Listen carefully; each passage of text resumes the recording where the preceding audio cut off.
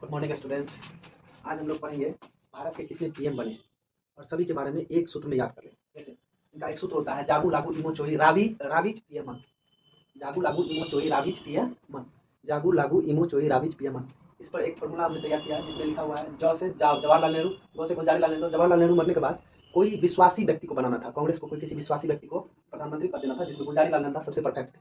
उनको कुछ दिनों के लिए बनाया गया। उसके बाद लाल बहादुर शास्त्री आए। लाल बहादुर शास्त्री की मृत्यु के बाद भी गुलजारी लाल नंदा को ही बनाया गया, क्योंकि इसको किसी कांग्रेस को किसी दूसरे पे भरोसा नहीं था। उसके बाद गुलजारी लाल नंदा के बाद इंदिरा गांधी खुद आई, जो जवाहरलाल नेहरू की पुत्री थी, और ये भारत की पहली महिला प्रधानमंत्री बनी। और इंदिरा गांधी ऐसे प्रधानमंत्री बनी जिसके बारे में कहा जाता है कि इन्होंने बांग्लादेश को पाकिस्तान से आज़ाद करवाया था। 1971 में बांग्लादेश पाकिस्तान से आज़ाद हुआ और 75 में उन्होंने अपना संविधान बनाया। फिर 75 में इंदिरा गांधी परिस्थितियां खराब होने के कारण इंदिरा गांधी देश में इमरजेंसी लगाई, जिसकी वजह से हमारे देश के लोग जो थे वो इंदिरा गांधी पर से विश्वास हटा दिए। और इंदिरा गांधी पर से विश्वास हटाने के बाद पहली बार गैर कांग्रेसी सरकार बना, जेपी मूवमेंट चला। जेपी मूवमेंट में एक संपूर्ण क्रांति का नारा दिया गया। जयप्रकाश नारायण जी थे उनके हेड, और उसी में मोरारजी देसाई को पहली बार प्रधानमंत्री चुना इस देश में। और इस देश की जनता ने 77 में पहली बार गैर कांग्रेसी सरकार चुना। और इस प्रकार से मोरारजी देसाई देश के पहले गैर कांग्रेसी प्रधानमंत्री बने। मोरारजी देसाई के बाद चौधरी चरण सिंह प्रधानमंत्री बने। उसके बाद ई से इंदिरा गांधी फिर से एंट्री मारी। 1980 में फिर से इंदिरा गांधी का वापसी हुआ। और फिर इंदिरा गांधी के बाद इंदिरा गांधी का 4 साल बाद 84 में मृत्यु हो गया किसी कारणवश। उसके बाद राजीव गांधी प्रधानमंत्री के लिए चुनाव किया गया। उस चुनाव में राजीव गांधी को सबसे ज्यादा सीट आया, जो आज तक का इतिहास बना हुआ है। 402 सीट लाने वाले पहले प्रधानमंत्री बने राजीव गांधी। उसके बाद राजीव गांधी के बाद आता है वी से वीपी सिंह। वीपी सिंह ऐसे प्रधानमंत्री थे जिसके समय में एक ओबीसी माहौल बना था, एक अदर बैकवर्ड क्लास का माहौल बना था, जिसमें मंडल कमीशन का एक रिपोर्ट आया था जिसमें ओबीसी के लिए 27% आरक्षण का प्रावधान किया गया। उसके बाद लोगों ने इनको भर भर के वोट दिया। ओबीसी समाज इनको भर भर के वोट दिए, जिसकी वजह से इनका सरकार बना और दूसरी बार जनता पार्टी का सरकार, जनता दल का सरकार बना। और उसके बाद वीपी सिंह के बाद चंद्रशेखर को 3 सरकार मिले, फिर से कांग्रेस वापसी किया। पीवी नरसिम्हा राव अच्छे प्रधानमंत्री के रूप में काम आए, क्योंकि 91-92 में ऐसा वर्ष था जिसमें भारत के पास परिस्थितियां बहुत खराब हो गई थी, और उस समय हमारे वित्त मंत्री थे मनमोहन सिंह, जिन्होंने अच्छा काम किया और भारत को संकट से बाहर निकाला। इसलिए इनको इस बार भारत रत्न भी दिया गया। 51वां भारत रत्न इसी को मिला है। उसके बाद आ जाते हैं हम लोग ये जैसे H D Deve Gowda. PV Narasimha Rao की मृत्यु के बाद जो है इसको किसी कारणवश हटा दिया गया और इनकी जगह पे लाया गया H D Deve Gowda. H D Deve Gowda जो है उस दिन रहे।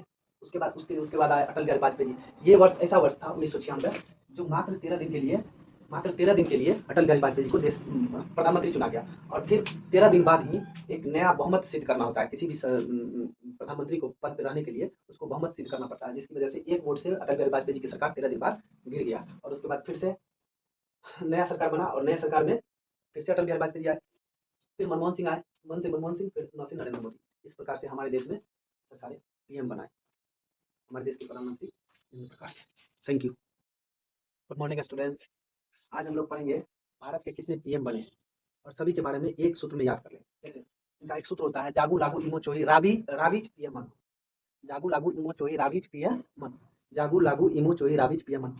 इस पर एक फॉर्मूला हमने तैयार किया है जिसमें लिखा हुआ है ज से जवाहरलाल नेहरू, गो से गुलजारीलाल नेहरू। जवाहरलाल नेहरू मरने के बाद कोई विश्वासी व्यक्ति को बनाना था, कांग्रेस को कोई किसी विश्वासी व्यक्ति को प्रधानमंत्री पद देना था, जिसमें गुलजारीलाल नंदा सबसे परफेक्ट थे। उनको कुछ दिनों के लिए बनाया गया। उसके बाद लाल बहादुर शास्त्री आए। लाल बहादुर शास्त्री की मृत्यु के बाद भी गुलजारीलाल नंदा को ही बनाया गया, क्योंकि इसको किसी कांग्रेस को किसी दूसरे पे भरोसा नहीं था। उसके बाद गुलजारीलाल नंदा के बाद इंदिरा गांधी खुद आई, जो जवाहरलाल नेहरू की पुत्री थी, और ये भारत की पहली महिला प्रधानमंत्री बनी। और इंदिरा गांधी ऐसे प्रधानमंत्री बनी जिसके बारे में कहा जाता है कि इन्होंने बांग्लादेश को पाकिस्तान से आज़ाद करवाया था। 1971 में बांग्लादेश पाकिस्तान से आज़ाद हुआ और 75 में उन्होंने अपना संविधान बनाया। फिर 75 में परिस्थितियां खराब होने के कारण इंदिरा गांधी देश में इमरजेंसी लगाई, जिसकी वजह से हमारे देश के लोग जो थे वो इंदिरा गांधी पर से विश्वास हटा दिए। और इंदिरा गांधी पर से विश्वास हटाने के बाद पहली बार गैर कांग्रेसी सरकार बना, जेपी मूवमेंट चला। जेपी मूवमेंट में एक संपूर्ण क्रांति का नारा दिया गया। जयप्रकाश नारायण जी थे उनके हेड, और उसी में मोरारजी देसाई को पहली बार प्रधानमंत्री चुना इस देश में। और इस देश की जनता ने 77 में पहली बार गैर कांग्रेसी सरकार चुना। और इस प्रकार से मोरारजी देसाई देश के पहले गैर कांग्रेसी प्रधानमंत्री बने। मोरारजी देसाई के बाद चौधरी चरण सिंह प्रधानमंत्री बने। उसके बाद ई से इंदिरा गांधी फिर से एंट्री मारी। 1980 में फिर से इंदिरा गांधी का वापसी हुआ। और फिर इंदिरा गांधी का 4 साल बाद 84 में मृत्यु हो गया किसी कारणवश। उसके बाद राजीव गांधी प्रधानमंत्री के लिए चुनाव किया गया। उस चुनाव में राजीव गांधी को सबसे ज्यादा सीट आया, जो आज तक का इतिहास बना हुआ है। 402 सीट लाने वाले पहले प्रधानमंत्री बने राजीव गांधी। उसके बाद राजीव गांधी के बाद आता है वी से वीपी सिंह। वीपी सिंह ऐसे प्रधानमंत्री थे जिसके समय में एक ओबीसी माहौल बना था, एक अदर बैकवर्ड क्लास का माहौल बना था, जिसमें मंडल कमीशन का एक रिपोर्ट आया था जिसमें ओबीसी के लिए 27% आरक्षण का प्रावधान किया गया। उसके बाद लोगों ने इनको भर भर के वोट दिया। ओबीसी समाज इनको भर भर के वोट दिए, जिसकी वजह से इनका सरकार बना और दूसरी बार जनता पार्टी का सरकार, जनता दल का सरकार बना। और उसके बाद वीपी सिंह के बाद चंद्रशेखर को 3 सरकार मिले, फिर से कांग्रेस वापसी किया। पीवी नरसिम्हा राव अच्छे प्रधानमंत्री के रूप में काम आए, क्योंकि 91-92 में ऐसा वर्ष था जिसमें भारत के पास परिस्थितियां बहुत खराब हो गई थी, और उस समय हमारे वित्त मंत्री थे मनमोहन सिंह, जिन्होंने अच्छा काम किया और भारत को संकट से बाहर निकाला। इसलिए इनको इस बार भारत रत्न भी दिया गया। 51वां भारत रत्न इसी को मिला है। उसके बाद आ जाते हैं हम लोग ये जैसे H D Deve Gowda. PV Narasimha Rao की मृत्यु के बाद जो है इसको किसी कारणवश हटा दिया गया और इनकी जगह पे लाया गया H D Deve Gowda. H D Deve Gowda जो है कुछ दिन रहे, उसके बाद उसके बाद आए अटल बिहारी वाजपेयी जी। ये वर्ष ऐसा वर्ष था 1996, जो मात्र 13 दिन के लिए अटल बिहारी वाजपेयी जी को प्रधानमंत्री चुना गया। और फिर 13 दिन बाद ही एक नया बहुमत सिद्ध करना होता है किसी भी प्रधानमंत्री को पद पे रहने के लिए, उसको बहुमत सिद्ध करना पड़ता है, जिसकी वजह से एक वोट से अटल बिहारी वाजपेयी जी की सरकार 13 दिन बाद गिर गया। और उसके बाद फिर से नया सरकार बना और नया सरकार में फिर से अटल बिहारी वाजपेयी जी आए, फिर मनमोहन सिंह आए, मन से मनमोहन सिंह, फिर से नरेंद्र मोदी। इस प्रकार से हमारे देश में सरकारें पीएम बनाए, हमारे देश के प्रधानमंत्री इन प्रकार।